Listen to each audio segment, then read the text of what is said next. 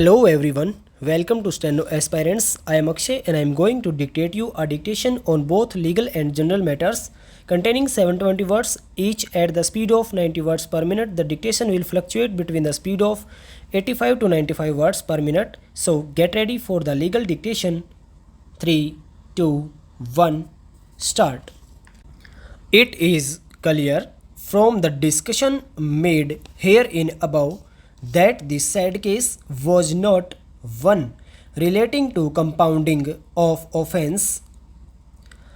Apart from that, the court found that the dues of the banks have been satisfied by receiving the money, and the suits filed by the bank in the civil court have been compromised. The FIRs were filed in 1987, 88 and the investigation had not been completed till 1991. On those facts, the court rendering the judgment in July 1996 felt that having regard to the lapse of time and also having regard to the fact that there is a compromise decree satisfying the bank's dues, there is no purpose in allowing the criminal prosecution to proceed. On these consideration, this court held the purging of section 482 of Criminal Procedure Code. In the facts of that case, the learned judges held that the bank filed suits for recovery of the dues on account of grant of credit facility, and the suits have been compromised on receiving the payments from the company concerned. The learned court held it an offence of cheating is prima facie constituted. Such offence is a compoundable offence, and compromise decrees passed in the suits instituted by the banks for all intents and purposes amount to compounding of the offence of cheating.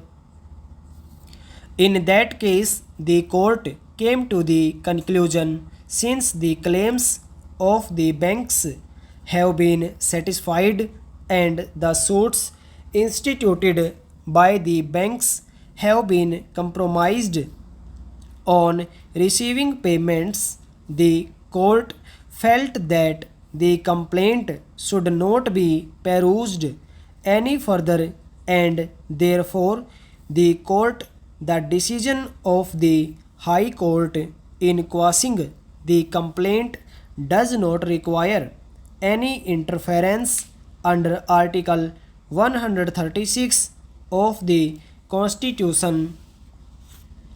It is therefore clear that no legal proposition has been laid down on the compounding of offence in Duncan's Agro. This court proceeded on the peculiar facts of the case discussed above. Therefore, the said decision cannot be an authority to contend that by mere sanctioning of a scheme, the offences committed by the appellant company prior to the scheme stand automatically compounded. Reliance was also placed on the decision of this court in the case of CBI New Delhi, reported in 5 SCC 257. In that case, reliance was placed on the decision of this court in Duncan's Agro.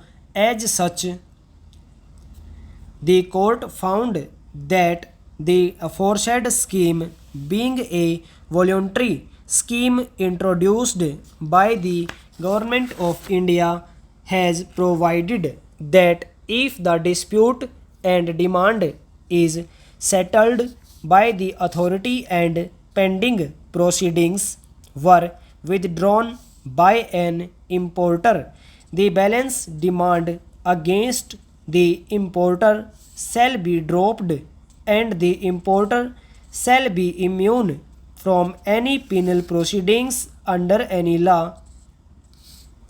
The court also came to the conclusion that under the Customs Act 1962, the appellant have been discharged and the scheme granted them immunity from prosecution. On those facts, the court held that the immunity which has been granted under the provisions of Customs Act will also extend to such offences that may prima facie be made out on identical allegation, namely evasion of customs duty and violation of any notification under the said act.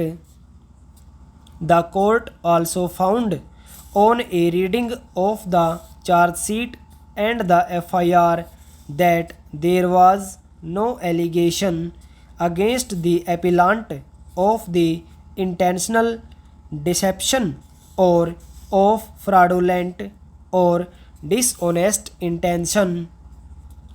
On those facts, the court held that once a civil case has been compromised and the alleged offense has been compounded, the continuance of the criminal proceedings thereafter would be an abuse of the judicial process.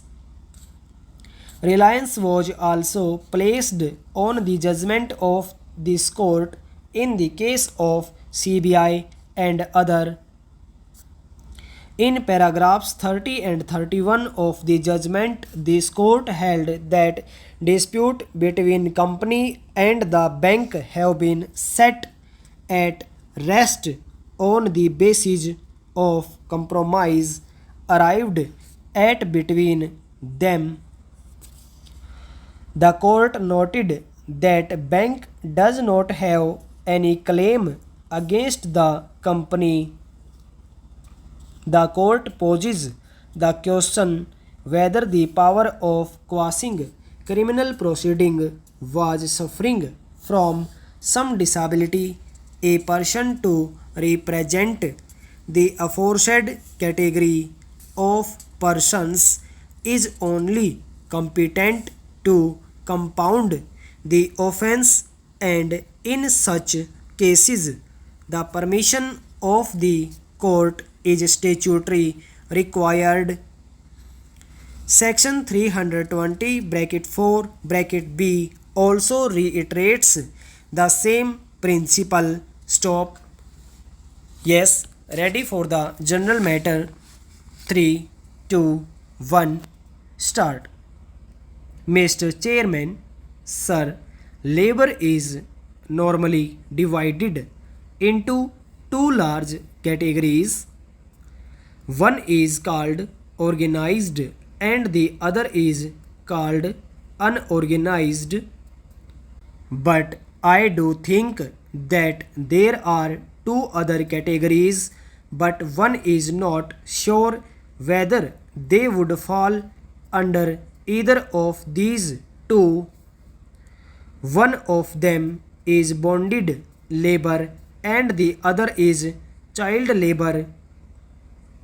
My honorable friend mentioned very categorically the problem of child labor and that the law that children below 14 years should not work has become irrelevant, especially in match industry which flourishes in my state in Sivakasi, and a BD industry, because the children have become wage earners who contribute to the overall income of the family, and parents do feel that banning them from employment is not fair.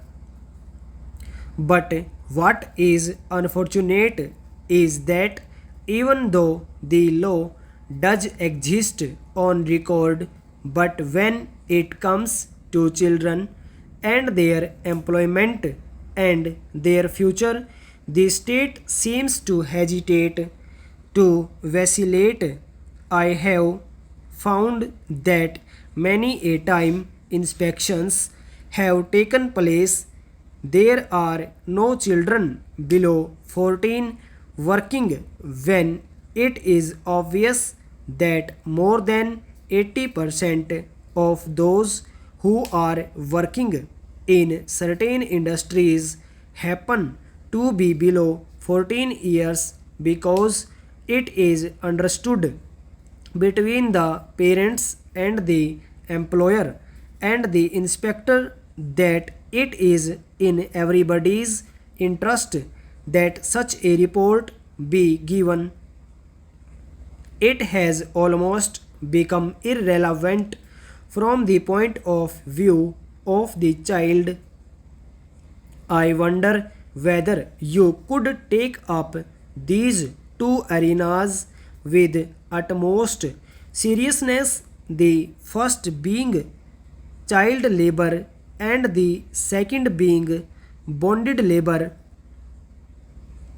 I have noticed from your report the figure that you have presented that only 3,000 bonded labor have been rehabilitated.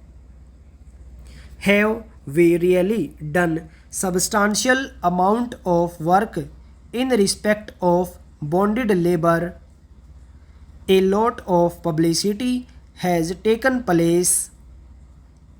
The Doordarshan has been used very effectively, but when it really comes down to grassroots results, one is shaken to see the figures being almost insignificant. I think substantial concentration is required in these two arenas.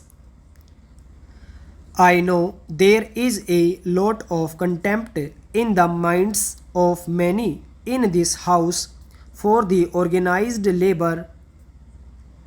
There may not be so much from this side, but from the other side, I can see many members of this house look upon organized laborers as highways island members. In other words, many of them think that all our organized laborers are in highways islands. I think it is very unfair criticism. It is true that there is a section of organized labor who get reasonable wages now. But if you want to look at it from the point of view of living wages, I would say that it has not been achieved in many cases. The organized labor falls into various classes. I think the labor minister should catch on to what really the organized labor is. You have organized labor in large scale industries and medium scale industries.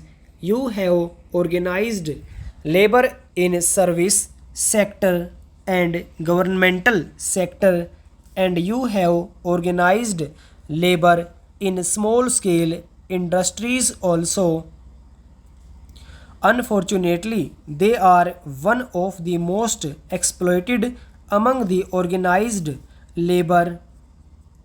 Many of the small scale industries organized labor get even lesser than the minimum wage announced in that state, and there the inspector who is involved under the Factories Act is openly in collusion with many of these so called small industries.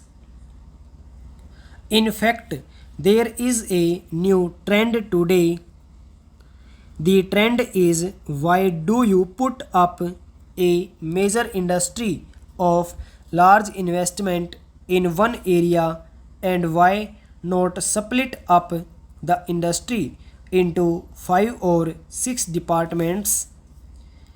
They may be even at the same place, but call it as 5 different establishments. One produces the first stage of the products, the second stage of the product, the third stage of the product, the fourth the finished product, and make investment below rupees 50 lakhs. Ultimately, the industry may be worth rupees 2 crores or maybe a little less than that, but then it is a small scale industry and it gets the protection for it. They are able to exploit. So it is high time that we brought the law to lift the veil on this, because encouragement must go to the genuine small scale industry. In the name of small scale industry, exploitation of labor is the maximum in the organized sector. Stop over.